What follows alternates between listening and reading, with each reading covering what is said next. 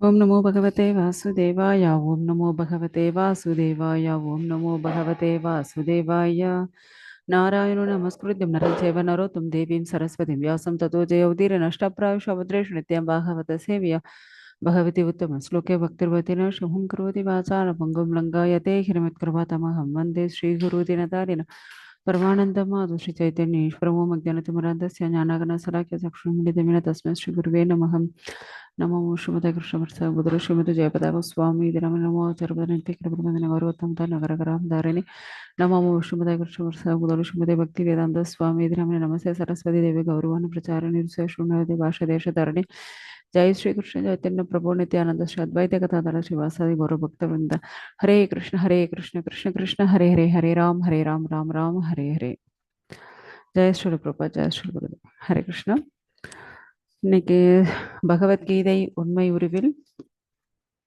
நம்ம வந்து பகவத்கீதையில 13வது அத்தியாயம் இயற்கையும் அனுபவிப்பனும் உணர்வும் அதை பத்தி பார்க்க போறோம். முதல் ஸ்லோகம். अर्जुन उवाच प्रकृतिं पुरुषं चैव क्षेत्रं क्षेत्रज्ञ एव च एतद्वेदितुम् इच्छामि ज्ञानं ज्ञेयं च केशव. श्रीभगवानुवाच इदं शरीरं कौन्तेय क्षेत्रं यभिधीयते एतद् यो वेत्ति तं प्राहुः क्षेत्रज्ञ इति तद्विदः. மொழிபெயர்ப்பு. ஜெய் ஸ்ரீ பிரபுபாத்.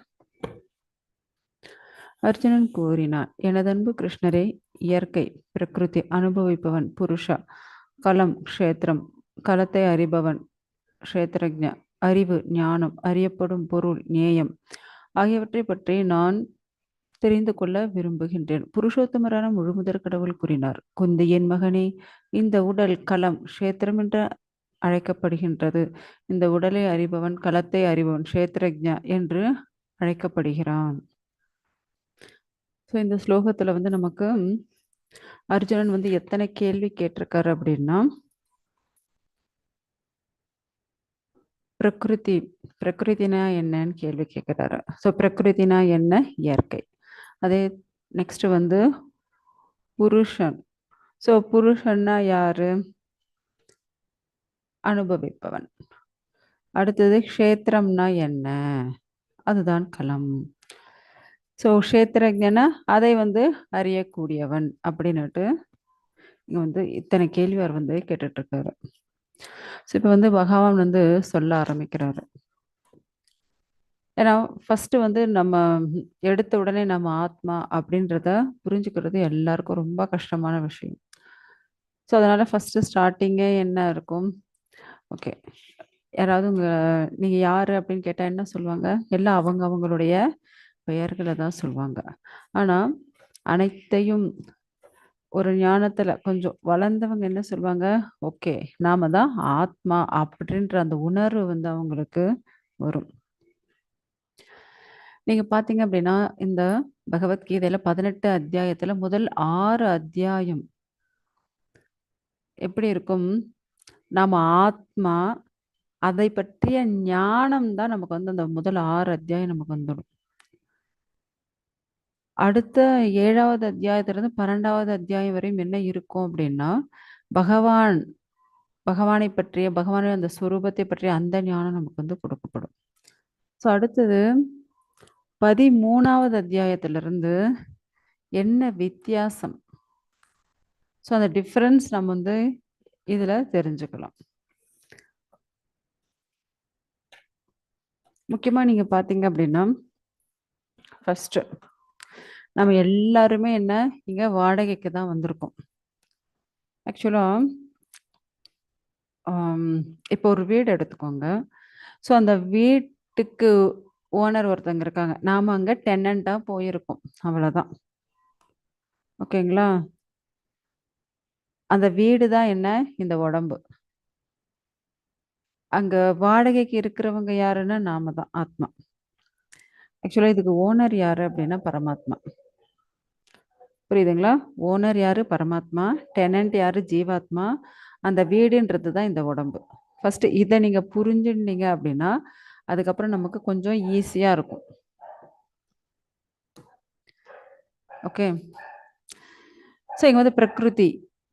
ஃபஸ்ட்டு இது 3 புரிஞ்சுக்கோங்க. ஃபஸ்ட்டு என்ன? ஓனரு, அதாவது வீட்டு ஓனர், அப்புறம் அதில் குடியிருக்கக்கூடியவங்க, வாடகை குடியிருக்கிறவங்க, அடுத்தது வீடு. ஸோ இது 3 என்ன அப்படின்னுட்டு இப்போ உங்களுக்கு புரிஞ்சுது. நான் என்ன சொல்லணும் அதை மட்டும் நீங்கள் புரிஞ்சுட்டா போதும். அதை இதை சொல்லி அப்படியே குழப்பம் பண்ணிக்க வேண்டாம். ஸோ இப்போ சொல்லுங்க, ஓனர் யாரு?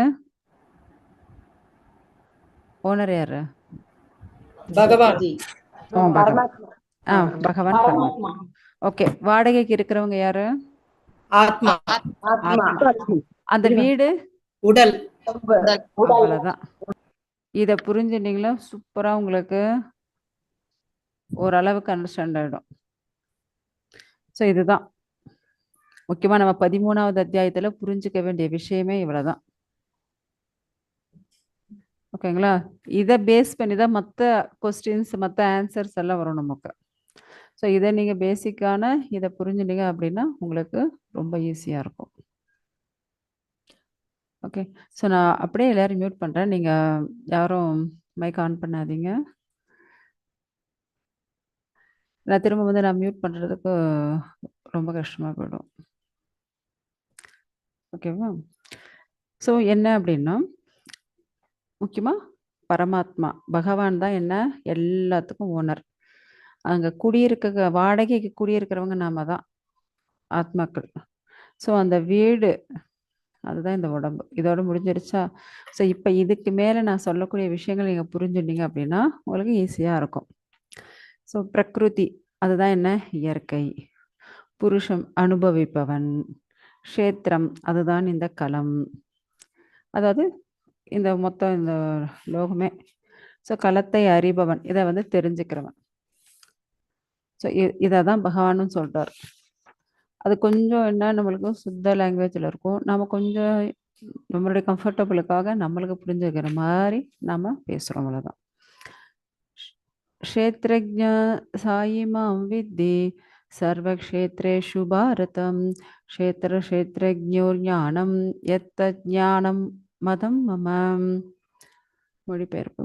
பரதகுல தோன்றலை நானும் எல்லா உடல்களிலும் அறிபவனாக உள்ளேன் என்பதை புரிந்து கொள். உடலையும் அதனை அறிபவனையும் புரிந்து கொள்வதே ஞானம் என்று அழைக்கப்படுகின்றது.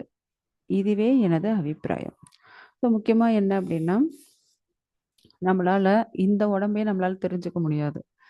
ஸோ நம்மளால் இந்த உடம்புக்குள்ள எத்தனை நரம்புகள் இருக்குது, எத்தனை என்னென்ன இருக்குது, இந்த உடம்புக்குள்ள என்னென்ன ஏதாவது ப்ராப்ளம் இருக்கா நம்ம போய் எங்கேயாவது டெஸ்ட் பண்ணி பார்த்தா தான் நமக்கு தெரியும். ஆனால் நம்ம உடம்பை பற்றி நம்மளுக்கே தெரியாது, பூரணமாக தெரியாது, கண்டிப்பாக தெரியாது. திடீர்னு நல்லா இருப்பாங்க, பார்த்தா என்னவோ உடம்பு சரியில்லைன்னு ஹாஸ்பிட்டல் போனாங்க, பார்த்தா ஆப்ரேஷன்ட்டு அட்மிட் பண்ணியிருக்காங்கப்பா.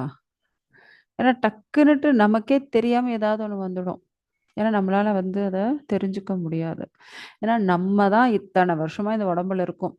பிறந்ததுலேருந்து இந்த உடம்பை நாம தான் வச்சுன்னு இருக்கோம்.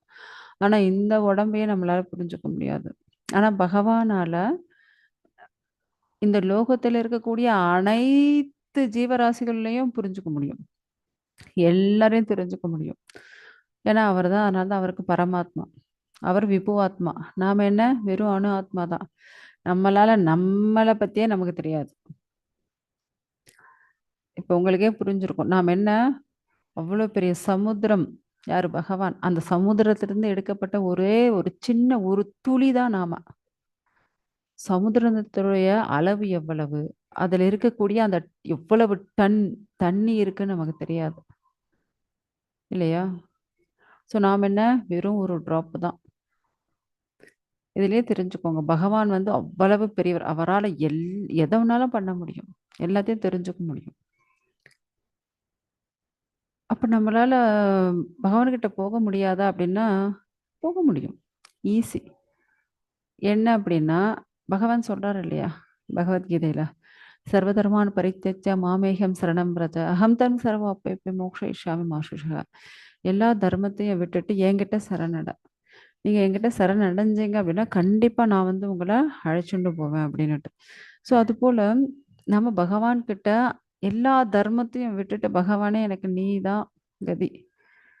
பகவானே நான் நான் செய்யக்கூடிய அனைத்து செயலும் என் கிருஷ்ணர சந்தோஷப்படுத்தணும். நான் பண்ணக்கூடிய நான் பேசக்கூடிய அனைத்து பேச்சிலும் என் கிருஷ்ணர திருப்திப்படுத்தணும். நான் கேட்கறது என் கிருஷ்ணர பத்தி கேட்கணும். நான் பேசுற வார்த்தை மத்தவாளுக்கு கிருஷ்ணர ஞாபகப்படுத்தணும். ஸோ இப்படி நம்மளுடைய ஒவ்வொரு ஆக்டிவிட்டீஸும் பகவான திருப்திப்படுத்துற மாரி இருந்து, நாம டெய்லி இந்த ஹரே கிருஷ்ண கிருஷ்ண கிருஷ்ண ஹரே ஹரே, ஹரே ராம ராம ராம ஹரே ஹரே. இப்படி நாம ஜெபிச்சுண்டு இருந்தோம் அப்படின்னா, கண்டிப்பா நம்மளால எங்க பகவானுடைய லோகம் போக முடியும். நார்மலா நீங்க பார்த்தீங்க அப்படின்னா, 101 நாடிகள் இருக்கு. ஸோ 101வது நாடி தான் என்ன? பிரம்ம நாடி. ஸோ இப்படி ஏன்னா நம்ம வந்து பகவான்ட்ட சரண் அடைஞ்ச உடனே, ஐயோ! பகவான் வந்து நம்மள இப்பயே அழைச்சுட்டு போயிடுவாரா என்ன? கண்டிப்பா நடக்காது. கவலையே படாதீங்க. நம்ம வந்து பக்தி பண்ணாலும் நம்மளுடைய ஆயுசு எவ்வளவுன்னு இருக்கோ, அத்தன காலம் நம்ம இங்க இருந்து தான் ஆகணும். No doubt. ஸோ அத்தன காலம் இங்க இருந்துண்டு, அதுக்கப்புறம் அத்தன காலம் இங்க இருந்து பக்தி சேவை பண்ணிட்டு, கடைசியா தான் நம்மளால எங்க போக முடியும்? பகவானுடைய லோகம் போக முடியும். ஆனா, இந்த அர்ச்சராதி மார்க்கம்னு சொல்றா இல்லையா? ஸோ ஒவ்வொரு லோகமா அத நான் வந்து ஆல்ரெடி உங்களுக்கு எக்ஸாம்பிள் குடுத்துருப்பேன். இப்ப நம்ம வந்து ஒரு பெரிய மாலுக்கு போறோம்னு வச்சுக்கோங்க. ஸோ கீழ இருந்து அந்த லிஃப்ட் எப்படி இருக்கும் அப்படின்னா, அப்படியே கண்ணாடியால செய்யப்பட்ட லிஃப்ட்டா இருக்கும். ஸோ நம்ம போகும்போது ஒவ்வொரு ஃப்ளோர்ல என்ன இருக்கு அப்படின்னு பார்த்துண்டே போகலாம். இல்லையா? ஏன்னா கண்ணாடியால செய்யப்பட்ட லிஃப்ட்டால நம்ம போற ஒவ்வொரு ஃப்ளோர்லயும் என்னென்ன கடைங்க இருக்கு, என்னென்ன அ ஷாப்பிங் பிளேஸ் இருக்கு, என்னென்ன இருக்கு பார்த்துண்டே நம்ம அப்படியே மேல போ முடியும். அதுபோல அர்ச்சராதி மார்க்கத்துல எல்லா லோகத்தையும் பார்த்துண்டே அதுக்கப்புறம் பகவானுடைய லோகம் போணும். ஜஸ்ட் அப்ப என்ன ஆகும் அப்படின்னா, நம்மளுக்கு வந்து டைம் வந்து நெறைய ஆகும்.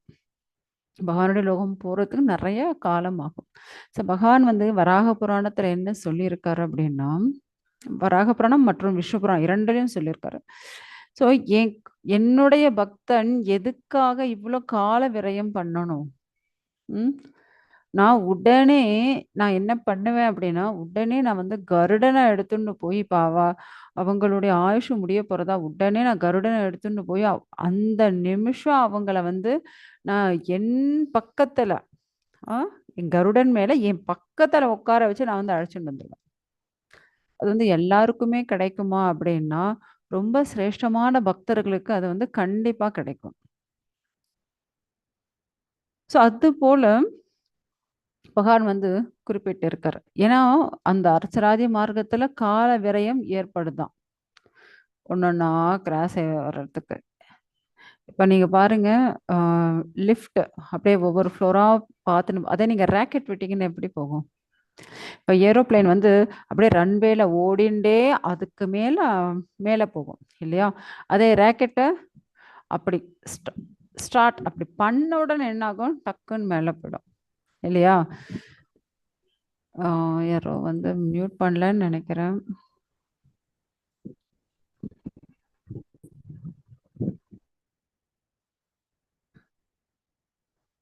ஓகே. ஸோ, இப்ப சொல்லுங்க. எது நம்மளுக்கு ரொம்ப பெஸ்ட்டா இருக்கும்? நம்ம வந்து ஏரோப்ளேன்ல அப்படியே ரன்வேல ஓடி போறது உங்களுக்கு வந்து பெஸ்ட்டா இருக்கா? இல்ல அப்படின்னா அப்படியே ராக்கெட் ஃபாஸ்ட்ல நம்ம வந்து பகவான் லோகம் போலாமா? ஏன்னா அர்ச்சராதி மார்க்கம்ன்றது அப்படியே ரன்வேல ஓடி ஏரோப்ளேன் வந்து அப்படியே மேல போகும். அப்படியே ஏன்னா எல்லாத்தையும் அப்படியே பார்த்துண்டே அப்புறம் மெல்லமா தான் மேல போகும். அதான் ராக்கெட் எப்படின்னா, இங்க விட்டு அது ஸ்ட்ரெயிட்டா அதனுடைய பாயிண்ட்டுக்கு தான் போய் அது நிக்கும். வேற எங்கேயும் நிக்காது அது. ஸோ இப்படிதான்.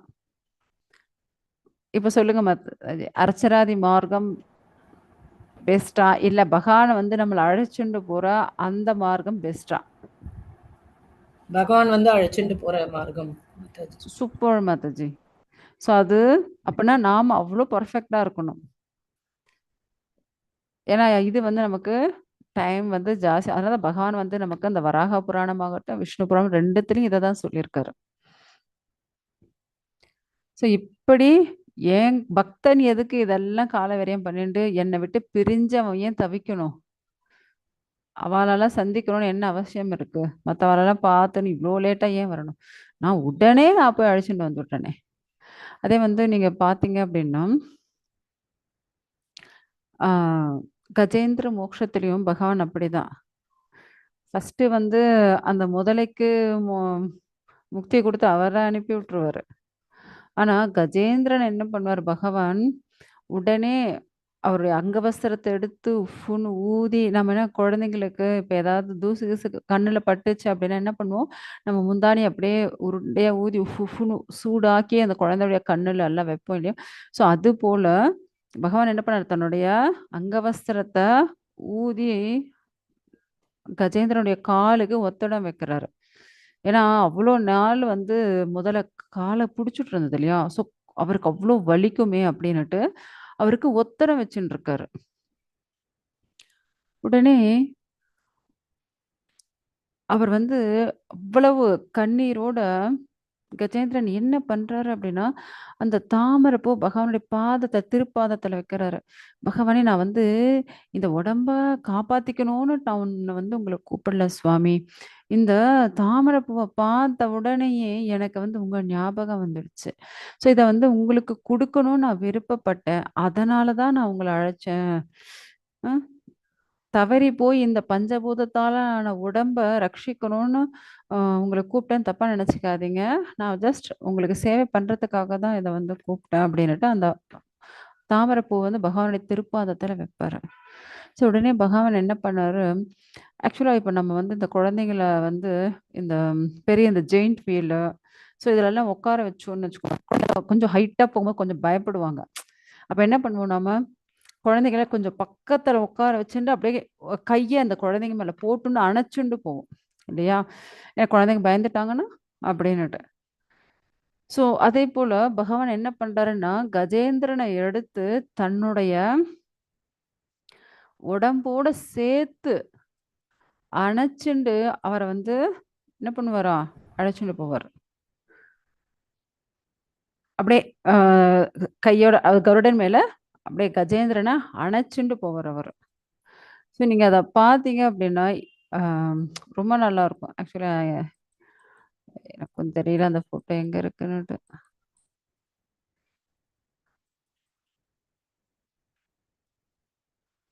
ஹரே கிருஷ்ணா. எஸ். இப்பதான் மாத்துனேன். போற ஸ்பீடுக்கு அதையும் சேர்த்து மாத்திட்டேனா? ஆ. தெரியுதா மாதாஜி இந்த ஃபோட்டோ? தெரியுது மாதாஜி. ஆ, தெரியுதுங்க மாதாஜி. ஆ. எஸ். கருடன் மேல பகவான் எப்படி அழைச்சுண்டு போறாரு? ஆக்சுவலா இதுல வந்து கருடன் ஃபோட்டோ இல்லன்னா என்னால அதெல்லாம் வரைய முடியாது. ஜஸ்ட் இப்படிதான் அப்படியே தூக்கி அணைச்சுண்டு பகவான் என்ன பண்ணுவாராம்? அவர வந்து அழைச்சுட்டு போவாரு. ஸோ இப்படிதான் வந்து பகவான் வந்து தன்னுடைய பக்தர்கள வந்து அதுவும் ரொம்ப சிரேஷ்டமான பக்தர்கள ஏன் நம்ம வந்து இப்படி ஒரு வழியில விடணும்? நானே வந்து அவங்கள வந்து அழைச்சுட்டு போறேனே! ஸோ அப்படி ஒரு சிரேஷ்டமான பக்தர்களாக ஃபர்ஸ்ட்டு நாம இருக்கணும். முக்கியமா இந்த இந்த உடம்பு, இந்த உடம்பை பற்றிய விஷயம், இந்த பிரகிருதி, இந்த அனைத்தையும் தெரிஞ்சுக்கணும். தெரிஞ்சுண்டா தான் இதை விட இது சிறந்தது. இதை விட இது சிறந்ததுன்னு நமக்கு தோணும். பாருங்க ஒருத்தன் வந்து வைரத்த பத்தி படிக்கணும் அப்படின்னா, ஃபர்ஸ்ட்டு ஸ்டார்ட்டிங் என்ன அப்படின்னா, நார்மலா ரோட்ல இருக்கிற மண்ணு, கல்லு, ஓகே. இந்த கல்ல விட ஜல்லி கல்லு, ரோட்ல இருக்கிற கல்லு, சின்ன சின்ன கல்ல விட ஜல்லி கல்லு இன்னும் கொஞ்சம் நல்லா இட்ஸ் வெரி ஸ்ட்ராங். ஸோ அத விட கூழாங்கல் இன்னும் நல்லா இருக்கு. ஸோ அதை விட இன்னொரு கல் கிரானைட். ஸோ அது இன்னும் நல்லா இருக்கு. ஸோ இப்படி ஒன்னொன்னா பார்த்துட்டு, அதுக்கப்புறம் வைரத்த படிக்கும்போது, வாவ்! இத விட இது சிறந்தது. இதை விட இது சிறந்தது. இதை விட இது இன்னும் சிறந்தது அப்படின்னு வரும் இல்லையா? ஸோ அதுபோல நாம இந்த லோகத்துல இருக்கக்கூடிய இயற்கை ஆகட்டும், இந்த எல்லாத்த விட இதை விட இது, இதை விட இது அப்படின்னு பார்த்துட்டு நம்ம லாஸ்ட்டா எது சிறந்ததுன்னு பார்த்தோம் அப்படின்னா பகவான் தான். அவரை தவிர வேற எதுவுமே ஒரு பெஸ்ட்டுன்னுட்டு இந்த லோகத்துல கிடையவே கிடையாது. ஸோ அவர் தான் இருக்கிறதுலே வெரி வெரி பெஸ்ட்டான ஒருத்தர். ஓகேங்களா? ஸோ அடுத்தது ஸோ அதுக்கு நாம எப்படி இருக்கணும் அப்படின்னா மாதாஜி தயவு செஞ்சு கொஞ்சம் மியூட் பண்ணுங்களேன்.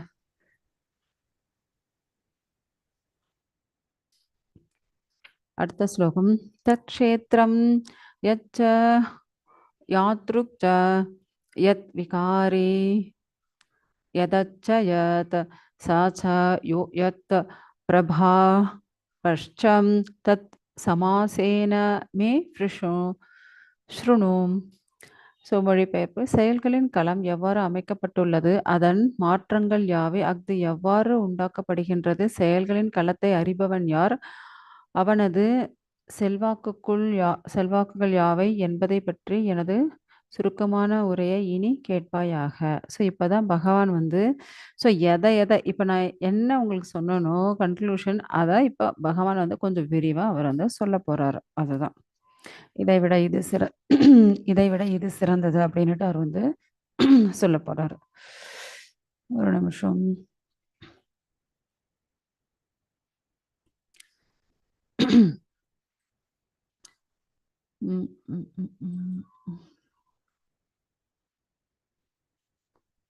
ஓகே.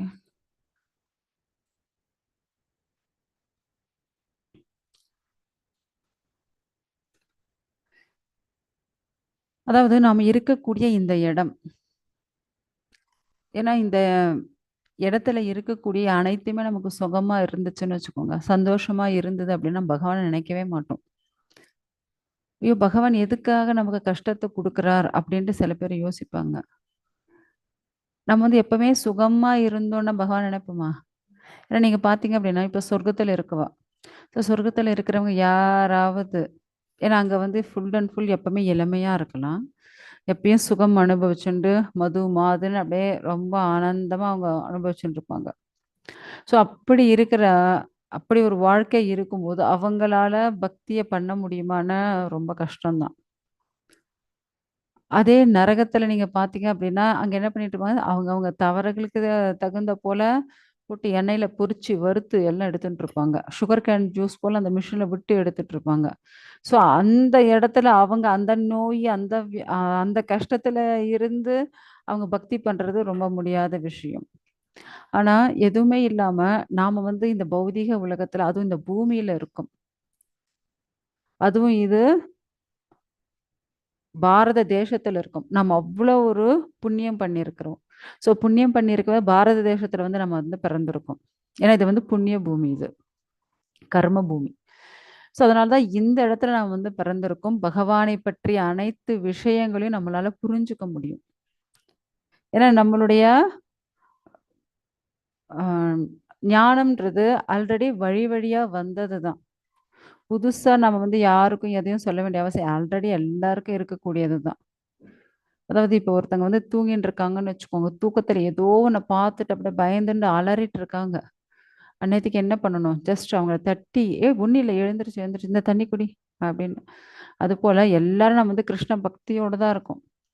ஆனா என்ன, நம்ம வந்து மறந்த நிலையில இங்க வந்து எதையோ கற்பனை பண்ணிட்டு கதறிட்டு இருக்கோம். ஜஸ்ட் நம்மள வந்து எழுப்புனா போதும். ஆல்ரெடி தூங்கிட்டு இருக்க கிருஷ்ண பக்தியை ஜஸ்ட் நம்ம தட்டி எழுப்பிட்டோம்னா எல்லாரும் கிருஷ்ண பக்தர்கள் தான். ஸோ நம்மளை பற்றி தெரிஞ்சுட்டாலே போதும், கண்டிப்பா நம்ம பகவானை பத்தி புரிஞ்சுக்க முடியும். நம்ம எப்படி இருக்கணும் அப்படின்னா, ஒரு பிரகல்நாதனை போல, துருவனை போல, என்ன கஷ்டம் வந்தாலும் பகவானுடைய நாமத்தை விடக்கூடாது. திரௌபதியை போல, ஏன்னா எவ்வளோ துன்பம் வந்தாலும் அவங்க வந்து என்ன பண்ணல, பகவானை மறக்கவே இல்லை. ஸோ அவங்களுக்கு கஷ்டம் வந்தாலே கோவிந்தா கிருஷ்ணான்னு அவங்க வந்து கூப்பிட ஆரம்பிச்சிடுவாங்க. உடனே பகவான் வந்து காப்பாத்திடுவார். ஸோ பகவானுக்கு, ஏன்னா இப்போ எதிரிகளை அழிக்கணும் அப்படின்னா பகவான் அவருடைய லோகத்திலிருந்து ஈஸியாக ஒரு சுதர்ஷன் சக்கரம் விட்டு அழிச்சிடலாம். ஆக்சுவலாக பகவான் அவதாரம் எடுத்ததற்கான மூல காரணமே என்ன அப்படின்னா, பக்தர்களை காக்க, தர்மத்தை காக்க. அதே போல சுத்த பக்தர்கள் இருக்காங்க இல்லையா, அவங்களுக்கு இன்னும் அந்த பக்தி பாவத்தை இன்னும் அதிகரிக்க. ஆல்ரெடி அவங்க பக்தர்கள் தான். ஸோ அவங்களுக்கு இன்னும் அந்த பக்தி பாவத்தை, அந்த பக்தி இன்னும் அதிகரிக்க பகவான் வந்து அவதாரம் எடுக்கிறார். அடுத்தது தேவர்களுக்கு உதவ, அதுக்கு அடுத்தது அசுரர்களை அழிக்க. ஓகேங்களா? ஸோ எடுத்தோடனே பகவான் அசுரர்களை அழிக்கணும்ட்டெல்லாம் ஓடி வர்றதில்ல, முக்கியமான பக்தர்களை காக்க. அதே போல விஸ்வ காரியத்துக்காக தேவர்களை ரட்சிக்க. ஸோ இதெல்லாம் இருக்கு காரணங்கள். ஆனா அவர் பகவான் வர்றதுக்கான முதல் காரணம் என்னன்னா பக்தர்களை காக்கதான். இப்ப பாருங்க, நம்ம பக்தர்கள் ஏதோ ஒரு கஷ்டத்துல இருக்காங்க. அந்த நேரத்துல நீ என்னவோ கடவுள் கடவுள்னு சொல்ற, அந்த பகவான் வரலையே உனக்கு வந்து காப்பாத்த.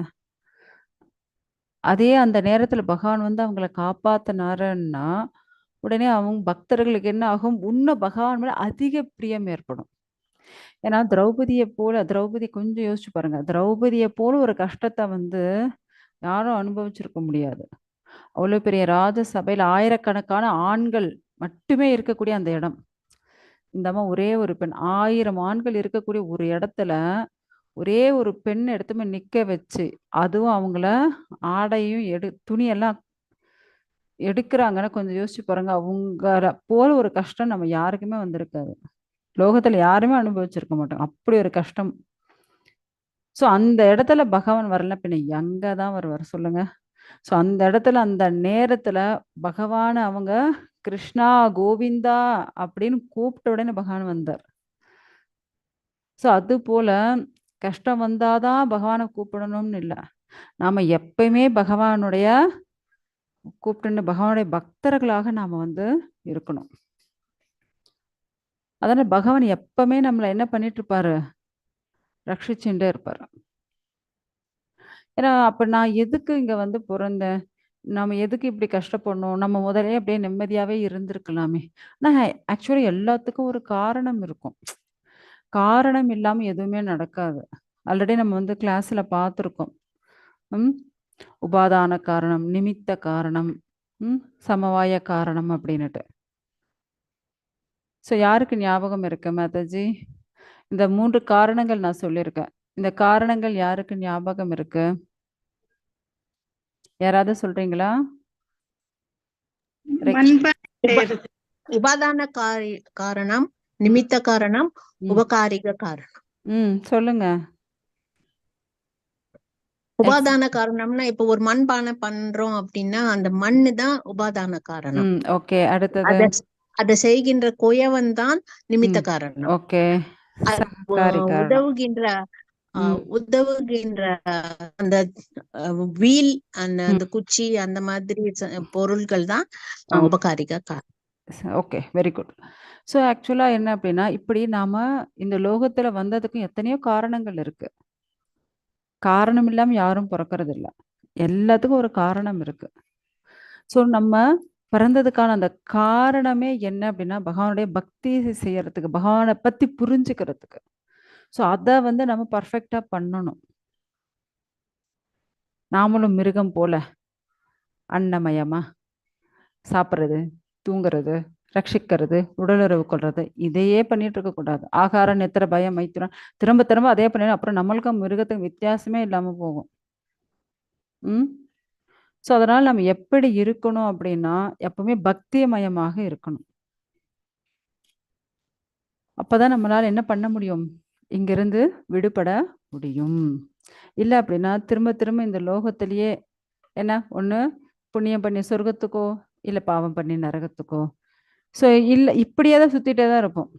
ஆக மொத்தத்துல இந்த அண்டத்துக்குள்ளேயே இருக்கக்கூடிய 14 லோகத்துக்குள்ளேயே தான் சுத்தின்னு இருப்போம். ஸோ யாருக்கெல்லாம் இந்த அண்டத்துக்குள்ளேயே சுத்தின்னு இருக்கணுமா, இல்ல இதை விட்டு வெளியே பகவானுடைய லோகத்துக்கு போகணுமா?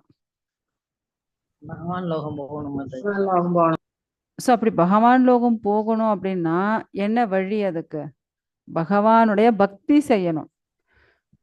ஸோ அதை விட்டுட்டோம் அப்படின்னா அதுக்கப்புறம் நம்மளால இங்கிருந்து போகிறது முடியவே முடியாது. ஏன்னா எத்தனையோ ஜென்மங்கள் எடுத்தாச்சு. நம்ம திரும்ப திரும்ப இதே தான் பண்ணிட்டு இருக்கோம். மிருக ஜென்மத்துல இருந்து எல்லா ஏன்னா நம்ம என்ன எடுத்த உடனே மனுஷனா வந்து யாரும் பிறக்கல. ஏன்னா மொத்தம் 84 லட்சம் ஜீவராசிகள், அது எல்லாம் கிராஸ் பண்ணி தான் மனுஷனா வந்து பிறந்திருக்கும். 9 லட்சம் நீர்வாழிகளா, 20 லட்சம் தாவரங்களா, 11 லட்சம் புழுக்கள் ஊர்வனவாக, 10 லட்சம் பறவைகளாக, 30 லட்சம் மிருகங்களாக. ஸோ இப்போதான் லாஸ்டா 4 லட்சம் இருக்கக்கூடிய மனிதர்களா பிறந்திருக்கும். ஸோ அதெல்லாம் கிராஸ் பண்ணி தான் இப்போ நம்ம வந்திருக்கோம். ஸோ இந்த எல்லா ஜென்மத்திலையும் எதையே தான் திரும்ப திரும்ப பண்ணிட்டு இருந்தோம். ஆகாரம் நித்திர பயம் மைத்துனா, சாப்பிட்றது தூங்குறது உடலுறவு கொள்றது, அப்புறம் என்ன ரட்சிச்சுக்கிறது, இதே தான் பண்ணிட்டு இருக்கோம். ஸோ இப்போவும் நம்ம அதையே தான் பண்ணிட்டு இருக்கணுமா, இல்லை நம்மளை நாம மாத்திக்கணுமா? ஏன்னா இப்ப முடிவு எடுக்கிறது நீங்க தான். மாத்திக்கணும் மாதாஜி. ஆ சொல்றது நாங்க சொல்லியாச்சு, அதை மாத்துறத மாத்தாத உங்க கையில தான் இருக்கு. ஏன்னா இப்ப பாருங்க, அந்த காலத்துல எல்லாம் குருவை தேடி எல்லாரும் போயிட்டு இருந்தாங்க. ஆனா இப்ப என்ன பண்றாங்க, எல்லா சிஷ்யர்கள் அப்பா எப்படியாவது ஜூம் கிளாஸ்ல பிடிக்கலாமா, டெலகிராம் கிளாஸ்ல பிடிக்கலாமோ, இல்ல எந்த கிளாஸ்ல இவங்களெல்லாம் எப்படியாவது வாட்ஸ்அப்ல எதுலையாவது பிடிச்சி எப்படியாவது பகவானை பத்தி கொஞ்சம் சொல்லணும். ஸோ அப்படியாவது இவங்க பகவானை பத்தி கேட்கணுமே அப்படின்னு பிடிச்சி என்ன பண்ணிட்டு இருக்காங்க, கிளாஸ் எடுத்துட்டு இருக்காங்க. அப்பவும் நான் கேட்க மாட்டேன் அப்படின்னா என்ன ஆகுறது, கஷ்டம்தான். ஸோ பகவான் வந்து எப்படி, அவரே எதிர வந்து எல்லாத்தையும் சொல்ல மாட்டாரு. பகவான் என்ன பண்ணுவாரு, தன்னுடைய பக்தர்கள் மூலியமாக அந்த ஞானத்தை எல்லாருக்கும் கொடுத்துட்டு தான் இருப்பாரு, ஏதாவது ஒரு வழியில. அதை நீங்க பிடிச்சுட்டீங்கன்னு வச்சுக்கோங்க, ஜெயிச்சாச்சு. பிடிக்கல அவ்வளவுதான், விழுந்தாச்சு. ஓகே, அடுத்த ஸ்லோகம் பார்க்கலாம்.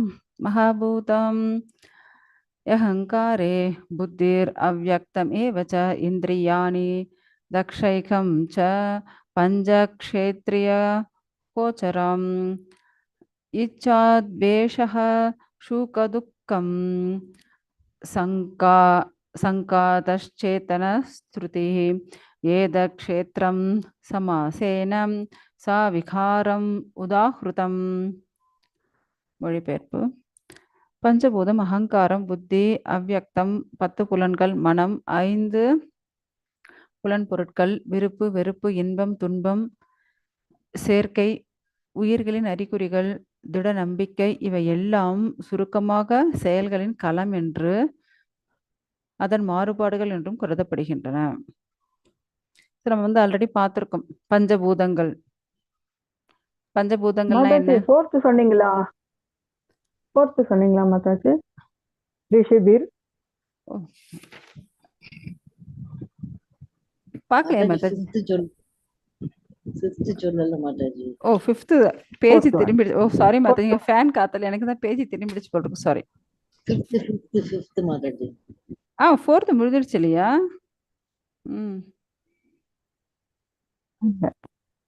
ऋषिभिर् बहुतातीतं छन्दोभिर्विविधैः स्मृतम्.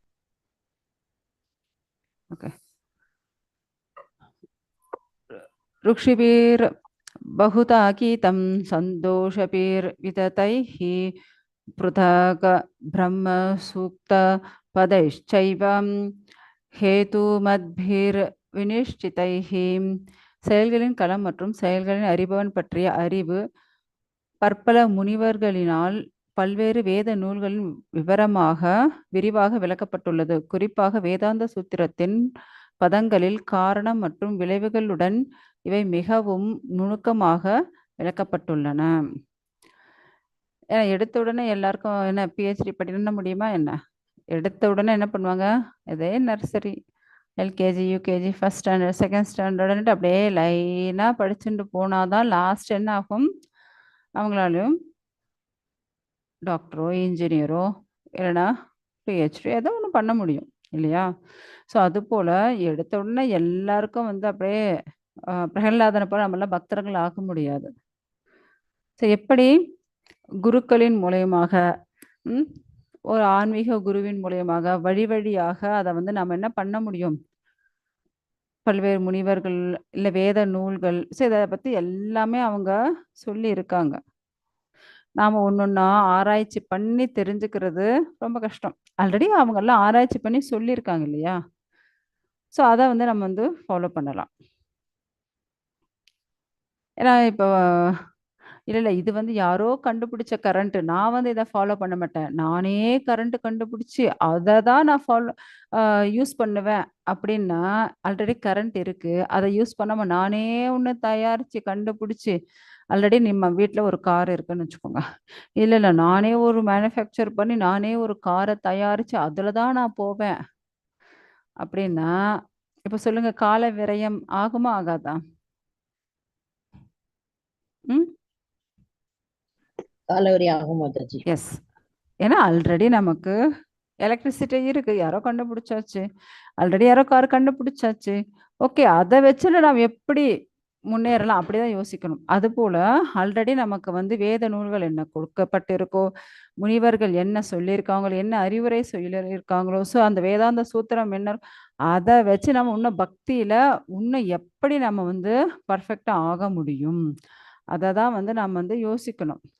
அத விட்டுட்டு நம்ம இஷ்ட பிரகாரம் நம்ம வந்து தான் தோன்றித்தனமா எதையும் பண்ணக்கூடாது. ஏன்னா, சாஸ்திரத்த படிக்கிறதுக்கே நமக்கு வந்து தகுதி இருக்கா அப்படின்னா, கண்டிப்பா இப்ப இருக்கக்கூடிய கலியுக மக்களுக்கு அது தகுதியே தான் கிடையாது. ஆனாலும், ஏதோ ஒரு குருவின் மூலியமாக, ஒரு ஆச்சாரியன் மூலியமாக நம்மளால என்ன பண்ண முடியும்? அத வந்து படிக்க முடியும். அத வந்து நம்ம கேட்க முடியும். ஏன்னா, ஒரு புத்திசாலியான ஒருத்தன் வந்து என்ன பண்ணலாம்? தன்னுடைய குரு என்ன சொல்றாரோ, அத வந்து நம்ம வந்து ஃபாலோ பண்ணலாம். ஸோ நம்ம கடமை என்ன அப்படின்னா, குரு சொல்றத நம்ம பெர்ஃபெக்ட்டா ஃபாலோ பண்ணணும். நம்ம கடமைய நம்ம வந்து பெர்ஃபெக்ட்டா ஃபாலோ பண்ணணும். ஏன்னா, பகவானுடைய ஒரு முக்கியமான குணமே என்ன அப்படின்னா, கருணை தான். பகவானுக்கு அந்த கருணைன்ற குணம் இருக்கவே தான் பகவான் என்ன பண்ணிட்டு இருக்காரு? இந்த கலியுக மக்களுக்கும் கொஞ்சம் ஹெல்ப் பண்ணணும் அப்படின்னுட்டு, பகவான் வந்து பிரச்சாரத்தின் மூலியமாக, சில வழிகள் மூலியமாக பகவான் வந்து நம்மகிட்ட வர்றதுக்கு முயற்சி பண்ணிட்டு இருக்காரு. அதையும் நம்ம மிஸ் பண்ணிட்டோம் அப்படின்னா, நம்மள விட ஒரு துரதிர்ஷ்டசாலி வேற யாருமே கிடையாது. ஐயோ! எனக்கு பிரச்சனை வருதே அப்படின்னா, ஆக்சுவலா பிரச்சனை வந்தா என்ன தெரியுமா பண்றோம்? நம்ம பகவான் கிட்ட போயிட்டு இருக்கோம்னு அர்த்தம். பகவானே நம்மளையே வந்து சேர்க்கிற பாலமா தான் அந்த பிரச்சனைன்றது இருக்கும். இப்ப சில பேர் நீங்க யோசிச்சு பாருங்க. சில பேர் வந்து குழந்தை இல்லையேன்னுட்டு பகவான்கிட்ட வேண்டுவாங்க. சரி அப்படி குழந்தை பொறந்துட்டா அப்பயாவது சந்தோஷமா இருக்காங்களா? கிடையாது. அந்த குழந்தையே ஒரு பிரச்சனையா இருக்கும். அந்த குழந்தை வளர்ந்து அது சொல்ற பேச்ச கேட்காம இருக்கிற ஊர் பிரச்சனைலாம் இழுத்துட்டு வந்து நிக்கும். ஐயோ! ஏன்டாப்பா இந்த குழந்தை வந்துச்சு. முதல்லயே ஒழுங்கா நம்ம இருந்திருக்கலாமேன்னு தோணும். ஸோ இப்படி பகவான்கிட்ட நாமலாம் அது வேணும், இது வேணும்னு கேட்க வேண்டிய அவசியமே இல்ல. பகவானே எனக்கு உங்க பக்திய குடுங்க போதும்ன்னு அத தான் கேட்கணும். பௌதிகமா எத கேட்டாலும் அது கண்டிப்பா நமக்கு பிரச்சனை தான். ஏன்னா, பௌதிகமான எல்லா விஷயங்களும் இந்த பௌதிக லோகத்தோட நம்மள வந்து பந்தப்படுத்தும். ஏன்னா, நான், எனது அப்படின்ற அந்த அகங்காரம் நமக்கு வந்துடும். ஸோ, அதனால நம்ம என்ன ஆவோம் அப்படின்னா, திரும்ப திரும்ப இந்த பௌதிக லோகத்திலேயே ஜென்ம மிருத்தி, ஜரா வியாதி திரும்ப திரும்ப பிறப்பு, இறப்பு இந்த சக்கரத்திலே மாட்டிக்குவோம்.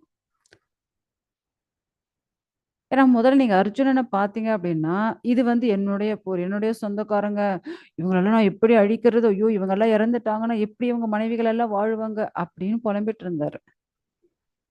அப்புறம் அப்புறம் என்ன ஆச்சு? பகவான் சொல்ல சொல்ல, ஓகே. பகவான் சொல்றத கேட்கணும் அவ்வளதான். அவருக்கு ஆப்போசிட்டா நம்ம எதுவும் நடந்துக்க கூடாது, நடந்துக்கவும் முடியாது. அப்படின்னு அவர் வந்து தீர்மானம் பண்ணுவாரு. ஏன்னா, நீங்க பார்த்தீங்க அப்படின்னா, திருதராஷ்டிரன் வந்து அர்ஜுனன் வந்து அப்படியே முதல் அத்தியாயத்தில பார்த்தீங்க அப்படின்னாலே, ஓ! அர்ஜுனன் வந்து சோர்ந்து விழுந்துட்டான் அப்படின்னு கேட்கும்போதே அவனுக்கு ரொம்ப சந்தோஷமா இருக்கும். திருதராஷ்டிரனுக்கெல்லாம். அப்பா! என் பசங்க ஜெயிச்சுருவாங்க அப்படின்னுட்டு. ஆனா, இது அனைத்தையும் முடிவு பண்றது யாரு? பகவான் தான். நாமளா முடிவு பண்றோம்? கண்டிப்பா கிடையாது. ஸோ அனைத்தையும் தீர்மானிக்கிறது யாரு அப்படின்னா பகவான் தான். அவருடைய தீர்மானம் தான் முக்கியம். ஓகேங்களா? ஆக்சுவலா நம்ம வந்து ஒவ்வொரு அத்தியாயமா நம்ம பார்த்துட்டு வரும்போது என்னென்ன பார்த்துட்டு வந்தோம் அப்படின்னா, ஃபர்ஸ்ட் நமக்கும் முதல்ல நான் யார்? அத முதல்ல பார்க்கணும். ஆ நம்ம 2வது அத்தியாயத்துல ஆத்மானா என்ன? அப்படின்னு அப்படியே தெரிஞ்சுண்டோம். ஸோ ஆத்மா எவ்வளவு சிரேஷ்டமானது. ஸோ அதை விட சிரேஷ்டம் யாரு அப்படின்னா, பகவான் அப்படின்னு அதுக்கப்புறம் தான் பகவான பத்தி நம்ம வந்து தெரிய ஆரம்பிச்சது. ஓ! பகவான் வந்து 6 ஐஸ்வர்யங்கள் பூரணமானவர். அப்படி அதுக்கப்புறம் நமக்கு இன்னும் நல்லா புரிஞ்சது. ஸோ இப்படி ஒவ்வொன்னா நம்ம வந்து கிராஸ் ஆகி வந்துட்டுருக்கோம். சரிங்களா? அடுத்தது பார்க்கலாம். மகாபூதாம் யஹங்காரோ புத்திரவ்யக்தமேவ ச இந்திரியாணி லக்ஷைக்கம் ச பஞ்சேந்திரிய கோச்சர இச்சா துவேஷ சுகதுக்கம் சங்காதச்சேத நாத்ருதிः ஏதக்ஷேத்ரம் சமாசேன சா விகாரம் உதாஹ்ருதம். ஸோ இதில் வந்து பகவான் என்னென்ன சொல்றாரு? பஞ்சபூதம், அகங்காரம், புத்தி, அவ்யக்தம் 10 புலன்கள், மனம் 5 புலன்பொருட்கள், விருப்பு, வெறுப்பு, இன்பம், துன்பம், சேர்க்கை, உறவின் அறிகுறிகள், திட நம்பிக்கை, இவை எல்லாம் சுருக்கமாக செயல்களின் களம் என்றும் அதன் மாறுபாடுகள் என்றும் கருதப்படுகின்றன. ஸோ முக்கியமாக பஞ்சபூதம்னா என்ன? நிலம், நீர், காற்று, ஆகாசம், நெருப்பு. ஸோ நிலம், இதுதான். நீர், காற்று, ஆகாசம், நெருப்பு.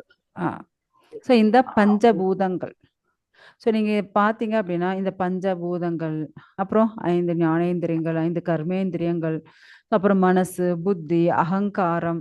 ஸோ இப்படியே ஒன்னொன்னா என்ன ஆகும்? அது அப்படியே எக்ஸ்பேண்ட் ஆகிட்டே போகும்.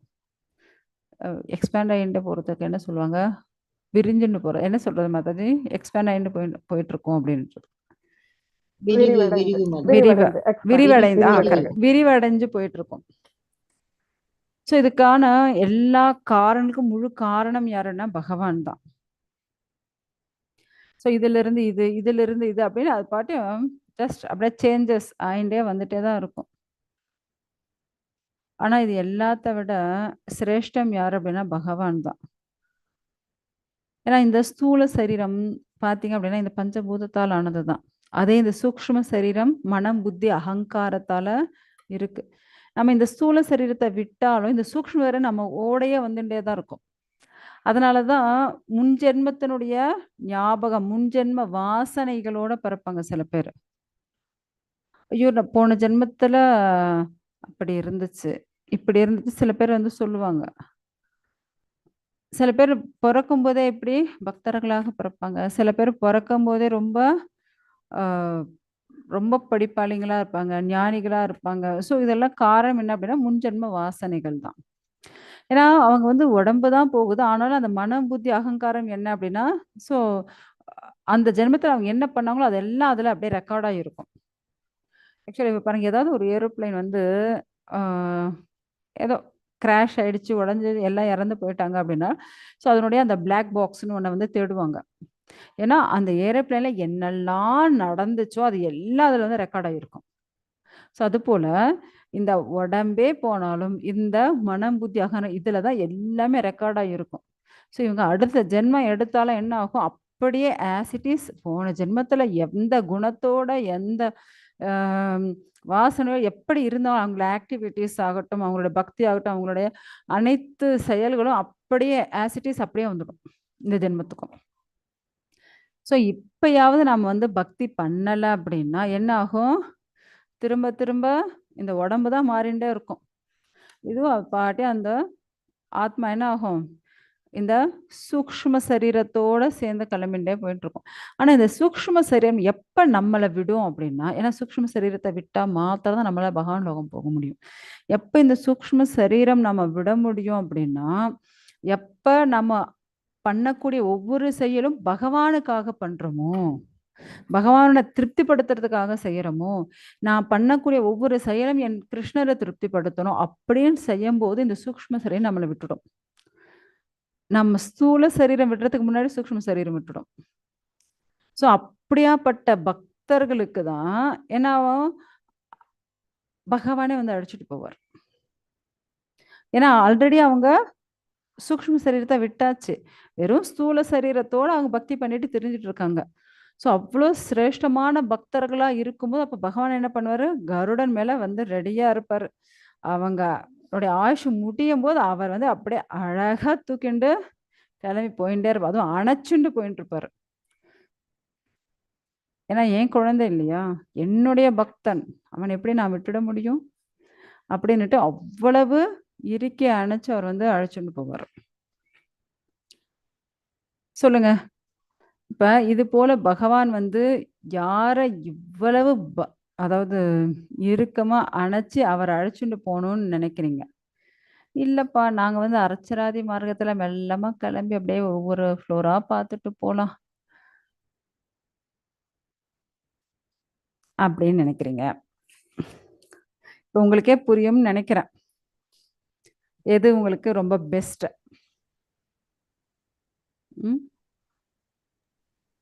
பகவான் கூட்டு போறதா மாதாஜி. பகவான் வந்து அழைச்சிட்டு போறதா. அது கரெக்ட் மாதாஜி. அப்ப அதுக்கு முன்னாடி நம்ம எதை விடணும்? சூக்ஷ்ம சரீரம். அப்ப சூக்ஷ்ம சரீரம் விடணும் அப்படின்னா அதுக்கு நாம என்ன பண்ணணும்? பக்தி பண்ணணும். எப்படி பக்தி பண்ணணும்? இந்த செயல் செய்யணும்.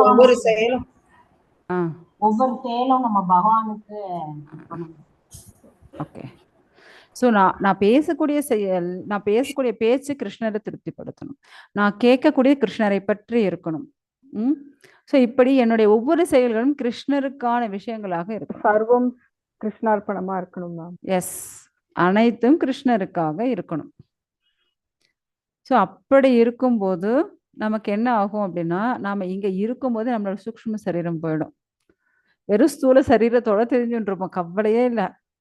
ஸோ இந்த ஆயுஷ் முடியும் போது பகவான் ரெடியா இருப்பாரு, நம்மளை அழைச்சிட்டு போயிடுவார், பிரச்சனையே கிடையாது. ஸோ இப்படி ஒரு சான்ஸ் யாருக்கு வேணும்?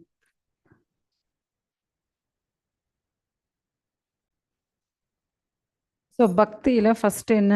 பலனை எதிர்பார்த்து எந்த செயலும் செய்யக்கூடாது. அடுத்தது நான் எனதுன்ற அகங்காரம் இருக்கக்கூடாது. இது ரெண்டு நம்ம விட்டுட்டு நாம பகவானை திருப்திப்படுத்துறதுக்காக செயல்கள் செய்யும் போது கண்டிப்பா நம்ம பக்தியில முன்னேறுவோம், கவலையே இல்லை. ஓகேங்களா? அப்ப நம்மளால இந்த ஈஸியா ஒரு நிமிஷம் ஈஸியா நம்மளால வந்து என்ன ஆகும் அப்படின்னா, இந்த மொத்த இந்த பிரபஞ்சத்தையே விட்டுட்டு நம்மளால பகவானுடைய லோகத்துக்கு நுழைய முடியும். ஏன்னா என்னதான் இந்த சூக்ஷ்ம சரீரம் என்ன பண்ணும், அது இட்ஸ் வெரி ஸ்ட்ராங்கா நம்மளை வந்து பிடிச்சிட்டு. ஏன்னா நான் எனதுன்ற அகங்காரம் இருக்கும் போதே அந்த சூக்ஷ்ம சரீரம் பிடிச்சுட்டு இருக்கும். நான் எனதுன்ற அந்த அகங்காரத்தை விடணும். விட்டு நம்ம பகவானுக்காக செயல் செய்யும் போதுதான் அந்த சூக்ஷ்ம சரீரம் நம்மளை விடும். ஏன்னா நம்ம ஸ்தூல சரீரம் ஆல்ரெடி பார்த்தாச்சு, பஞ்சபூதங்களால் ஆனது, 24 தத்துவங்களால், அதெல்லாம் ஆல்ரெடி நம்ம பார்த்தாச்சு. ஞானேந்திரியங்கள், கர்மேந்திரியங்கள், பஞ்சபூதங்கள், பஞ்ச தன்மாத்திரங்கள், மனசு, புத்தி, எல்லாத்தையும் நம்ம விடணும். அப்படின்னா நான் எனதுன்ற அகங்காரம் விடணும் ஃபர்ஸ்ட். பலனை எதிர்பார்த்து எதுவும் பண்ணக்கூடாது, பகவானுடைய திருப்திக்காக அனைத்து செயலும் சரி. அவ்வளவுதான். இந்த 3 பாயிண்ட் தான். இதை பிடிச்சிருங்கன்னா ஈஸியா நம்ம பகவானுடைய பக்தியில முன்னேற முடியும். ஓகேங்களா?